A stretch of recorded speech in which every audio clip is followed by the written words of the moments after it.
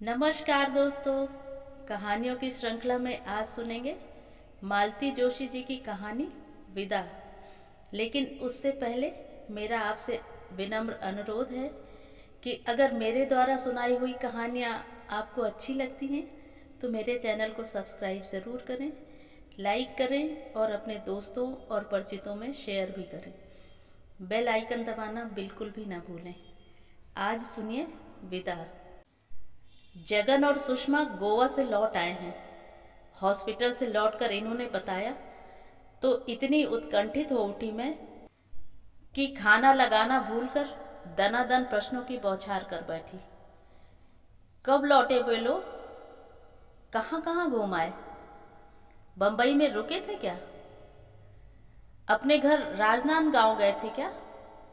वहाँ कैसा स्वागत हुआ? कुल मिलाकर ट्रिप कैसी रही?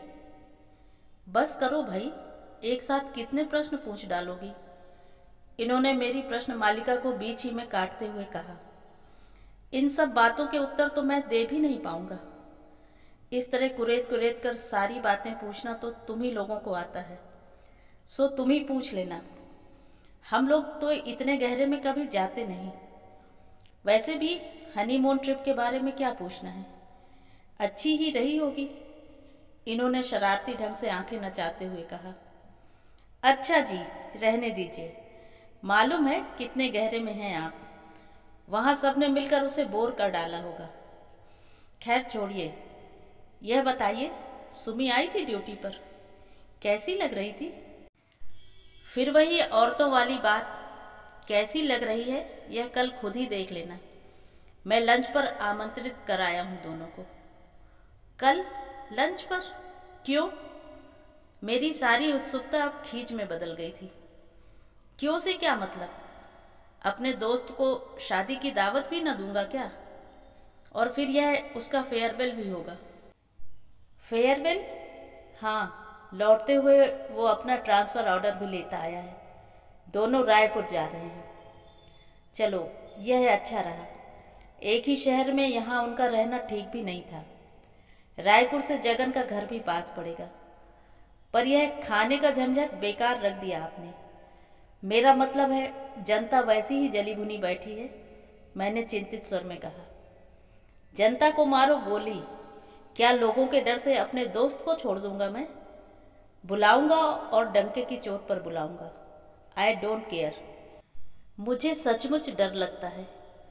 अब तुम अपनी भिनभिनाहट बंद करो भाई और खाना लगाओ। इनका पारा गर्म हो चला था। मैंने चुप रहने में ही अपनी कुशल समझी और किचन में आकर खाना गर्म करने लगी। वे बौखला गए थे तो गलत नहीं था। 1:45 हो रहे थे।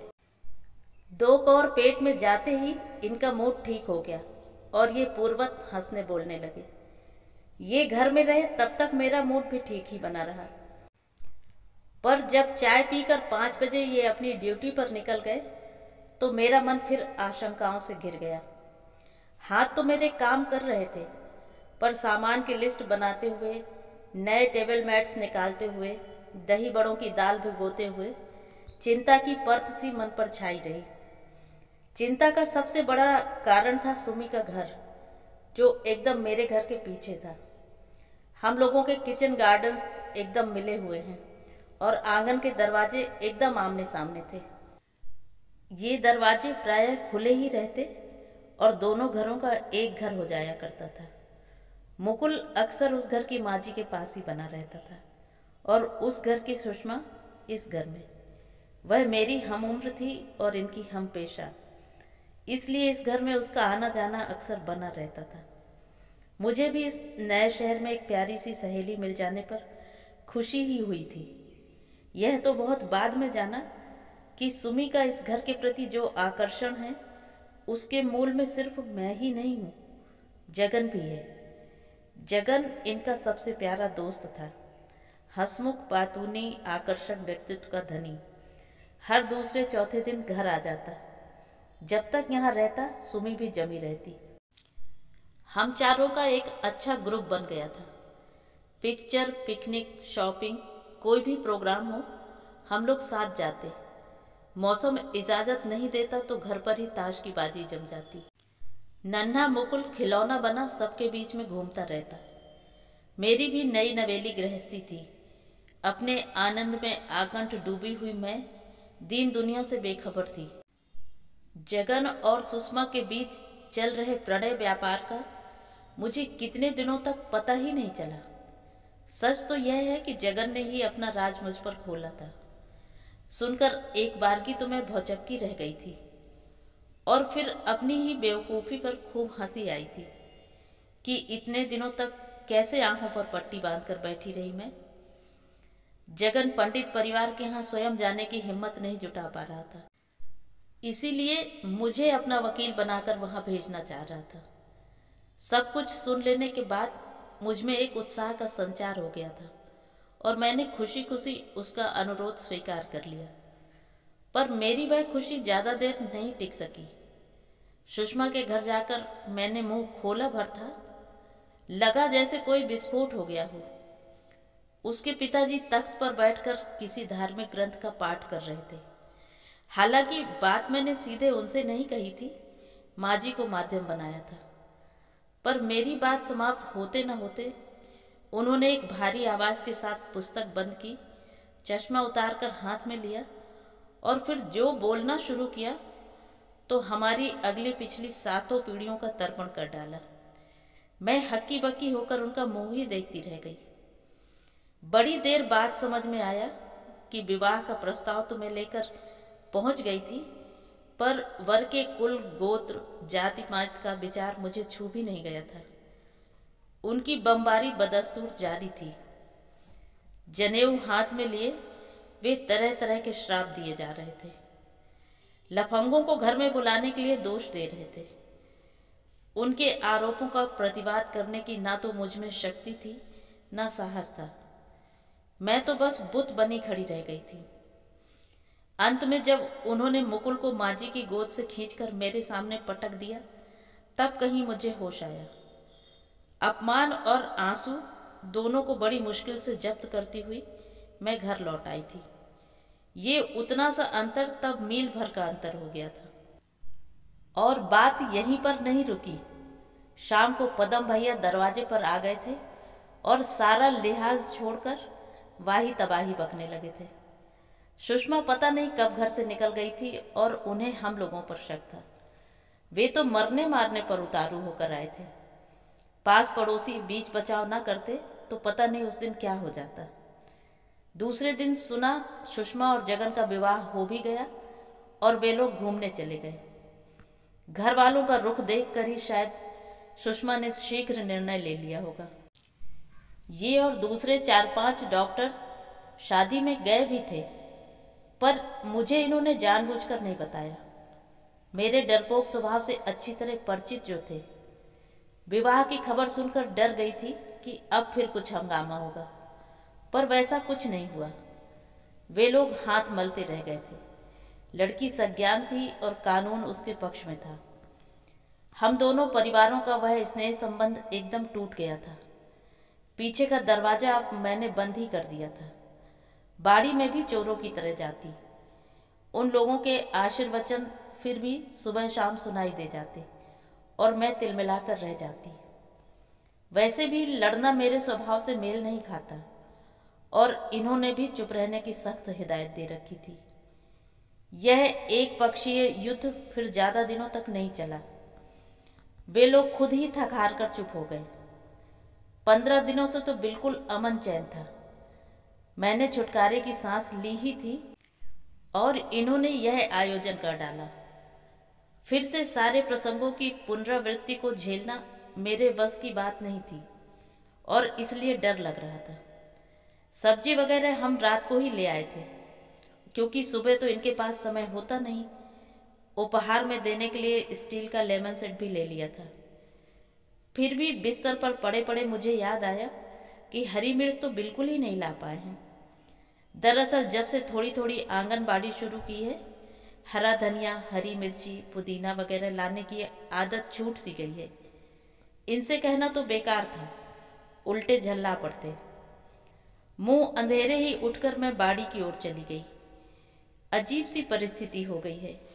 अपने ही घर में चोरों जैसे रहने लगे हैं आजकल।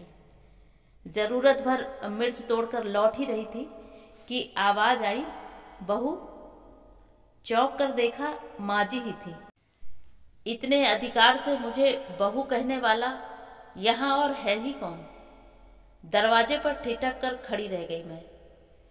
उन्होंने एक बार कनखियों से अपने सोए घर की ओर देखा और पूछा, आज सुमी आ रही है ना? आपको कैसे मालूम हुआ? मैंने सशंकित स्वर में पूछा। कल डॉक्टर साहब बात कर रहे थे तब सुना था।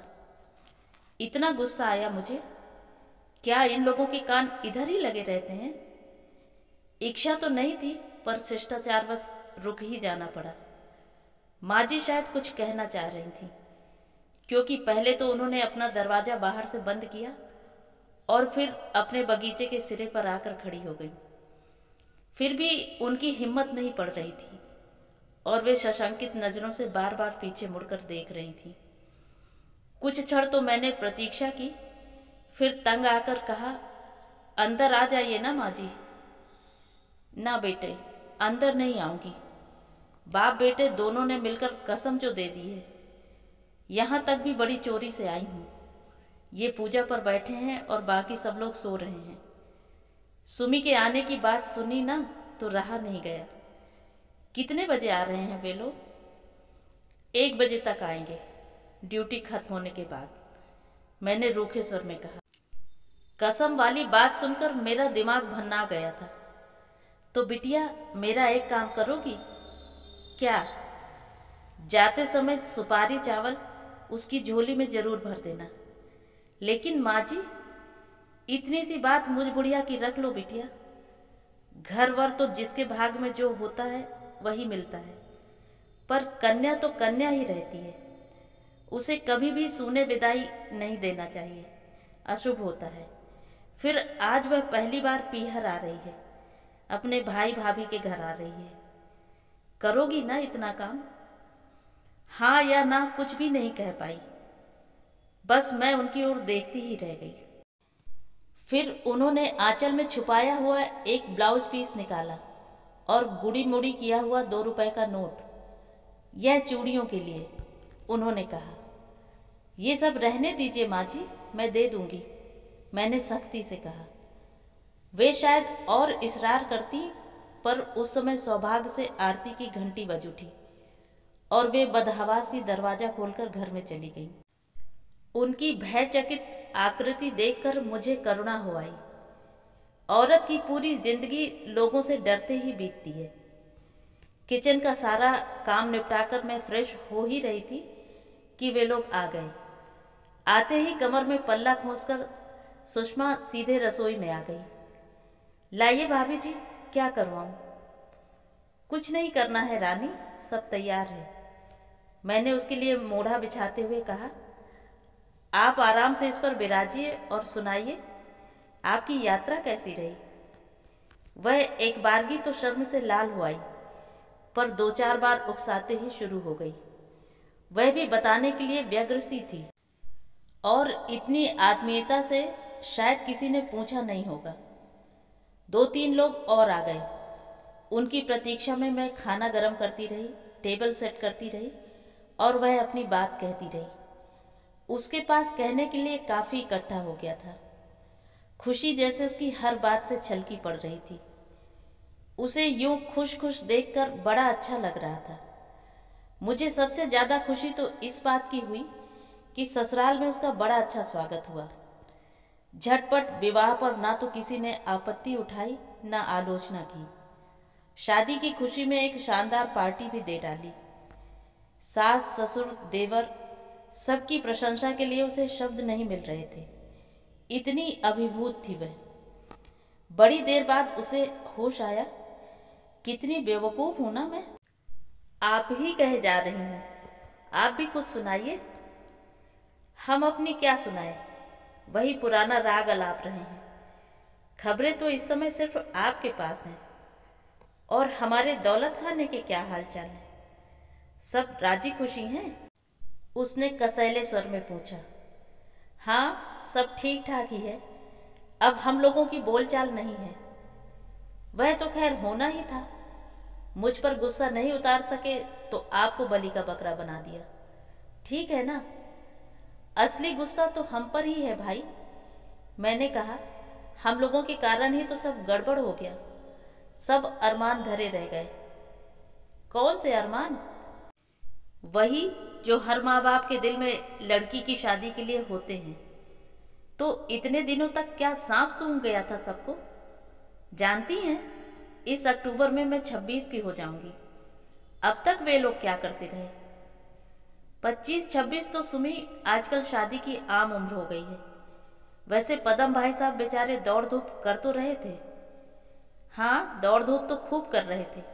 हर बार इतनी ऊंची उड़ान भरते थे कि रिफ्यूजल आना निश्चित हो जाता था। अब यह तो भाग्य की बात है, मैंने अनजाने में ही पदम भाई साहब का पक्ष लेते हुए कहा। पर देखते समय तो आदमी अच्छा ही घर देखता है ना। इन बातों में कोई दम नहीं है भाभी जी। ईमानदारी की बात तो यह है कि 500 रुपया महीना घर में आता किसको बुरा लगता है। अब इन लोगों को आटे दाल का भाव पता चलेगा। हर हफ्ते पिक्चर, हर महीने साड़ी, हर साल सैर, सब भूल जाएंगे जनाब। रहने दे उन सब बातों को अब। तू तो खुश है ना? बस, मैंने कहा। पितृतुल भाई के लिए उसके मुंह से ऐसी बातें मुझे अच्छी नहीं लग रही थी। उसका भी दोष नहीं था। ससुराल से इतना स्नेह, इतना आदर बटोर कर लाई थी वह कि उसकी तुलना में यहाँ का व्यवहार और भी कड़वा लग रहा था। खाने पीने, हंसी दिलगी में दोपहर कब सांझ में ढल गई पता ही नहीं चला। और लोग तो खा पी कर चले गए थे, पर जगन और सुषमा पीछे रह गए थे। बहुत दिनों के बाद हम लोगों की चौकड़ी जमी थी, इसलिए उठने का मन ही नहीं हो रहा था। मुकुल भी खुश था। बहुत दिनों के बाद उसे अंकल मिले थे, बुआ मिली थी। वे लोग जाने के लिए उठे तब रात के 8 बज रहे थे। सनमाइका की ट्रे में करीने से सजा कर रखा हुआ लेमन सेट दोनों हाथों में उठाकर इन्होंने बड़ी नाटकीयता के साथ कहा, हमारी ओर से तुच्छ भेंट। एकदम अप्रतिभ हो उठा जगन। इस फॉर्मेलिटी की भी जरूरत रह गई थी? फॉर्मेलिटी नहीं है यार, इन्होंने उसकी पीठ पर धौल जमाते हुए कहा। छोटी सी चीज है, गृहस्थी में काम आएगी। इसे देखकर हमारी याद कर लेना। और मुझे एकदम याद आया, सुमी जरा अंदर तो आ। वह भीतर आई। उस समय मैं ठाकुर जी की चौकी के सामने पटा बिछाकर रंगोली डाल रही थी। यह क्या भाभी, मुझे फिर से खाना खिलाने का इरादा है क्या? तू पहले चुप करके बैठ तो फिर बताऊंगी। क्या बोरियत है, वह भुनभुनाई और मुंह पर एक बेजारी ओढ़कर बैठ गई। एक थाली में सुपारी चावल निकाल लाई मैं। पहले उसका कुमकुम तिलक किया, फिर उसके आंचल में रुमाल बिछाकर 3 बार अंजरी भर भर चावल उसमें डालती गई। कुछ दाने माथे पर भी, ठीक वैसे ही जैसे माँ ने मेरी विदा के समय किया था। वह गंभीर बनी सब कुछ देखती रही, पर ज्यों ही मैंने ब्लाउज पीस और 5 का नोट निकाला तो उसने मेरा हाथ पकड़ लिया। बस भाभी जी, इतना बड़ा प्रेजेंट दिया है आपने, अब इसकी जरूरत नहीं है। वाह, जरूरत कैसे नहीं है? प्रेजेंट तो अपनी जगह है पगली। यह तो विदा का दस्तूर है। साड़ी ना सही, बहन बेटी के लिए एक ब्लाउज का कपड़ा तो हो। डॉक्टरनियों के लिए कोई अलग नियम थोड़े ही हैं। और ये रुपए चूड़ियों के लिए हैं। मना नहीं करते, मैंने बुजुर्गाना लहजे में कहा। वह कुछ देर तक तो आश्चर्य से मुझे देखती रही, फिर उसकी बड़ी बड़ी आंखों में पानी भर आया और दूसरे ही क्षण मेरे कंधे पर सिर रखकर वह भरभरा कर रो उठी। तो ये थी कहानी। कहानी आपको कैसी लगी कमेंट करके ज़रूर बताएं।